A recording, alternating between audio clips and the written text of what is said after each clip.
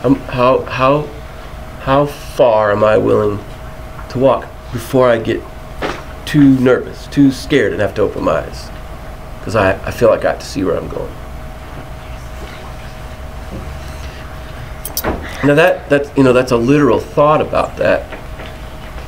But sometimes we have to allow our metaphors and our literalness kind of blend back and forth, so that we can get a real grasp of what that's like. I mean, it's one thing to say, well, could you live with your eyes closed, and then realize, well, that probably wouldn't be really safe if I drove around with my eyes closed. Although I think a lot of people do drive their cars with their eyes closed. The evidence of it seems to be in the proof. But so when you say, well, can I live with my eyes closed? What does that really mean? I mean, but to have some kind of context to it, how far could you walk on a walk that you're used to walking? I pretty much walk, for the most part. I have like 3 or 4 different walks that I take. I mean, so how far can I walk with my eyes closed? But what does that mean in terms of living? I think part of what that means in living is how much are we willing to walk to the edge of where we live our life, to go past what's comfortable for us. In other words, to go past having control, right? Because if I were to write in my journal with my eyes closed, basically I've given up control. And if I can walk on my walk with my eyes closed, I've really kind of given up control. So, well, who am I giving up control to? Well, what Jesus is suggesting is that we can live inside the skin of Jesus, that we can be one with God, and then God can begin to help us walk our life outside of the realm of what we might consider our own control. Now, practically, from a real, that sounds really nice, but I mean, without pragmatics attached to it, it just becomes like, okay, so what? Well, in the verses right before the verse that we have in our reading today, Jesus offers some really, I think, practical things for us. First, Jesus said he gave us the Word. In other words, Jesus told us about God. So, if you want to live in the skin of Jesus, it would probably behoove us to know what Jesus said, to work at it. I mean, this is really all we have. And you could do all the historical Jesus studies. That's not what I'm talking about. I'm talking about just take it for what it is, and know it, so that when you begin to think about stuff, you begin to like, well, Jesus may have said something about this or that.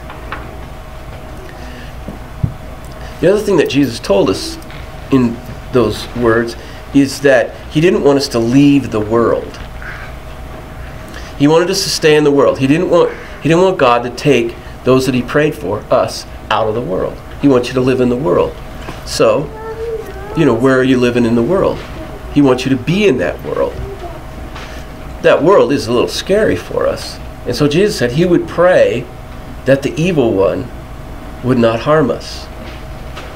And so we pray that prayer all the time. What is the prayer that we pray to be protected from the evil one? The Lord's Prayer.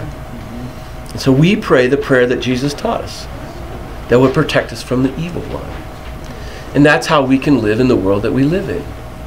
There is evil in the world. It is a dangerous way to live life. But if we're going to live in Jesus' skin, we have to be willing to live into that kind of world, in a world where there is evil around us. And we have to recognize it and be aware of it and name it for what it is.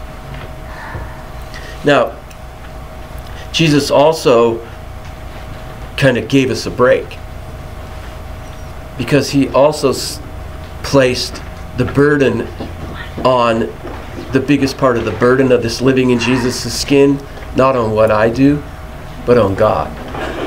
I love Jesus for that. Kind of took me off the hook, He said, Father, this is your work. Isn't that great? That Jesus would say, hey, Dad, don't forget, this is what you're supposed to do. They're doing this, but you're supposed to do that. Now, what's my part in that, though? Does that mean it's just magic and it happens? No. Because a lot of times I'm like, I don't think so. That's getting a little uncomfortable. I'm getting too far out on the edge. I have to open my eyes. You know, I don't want to live my life with my eyes closed. I don't want to write in my journal with my eyes closed. And so I stop God from working in my life so that I can live in Jesus' skin. It's a very complex, but yet very simple. Know Jesus' word. Pray to be protected from the evil one. And have enough courage to walk with your eyes closed. Let God get closer and closer and closer. Is that going to happen overnight? Not so far.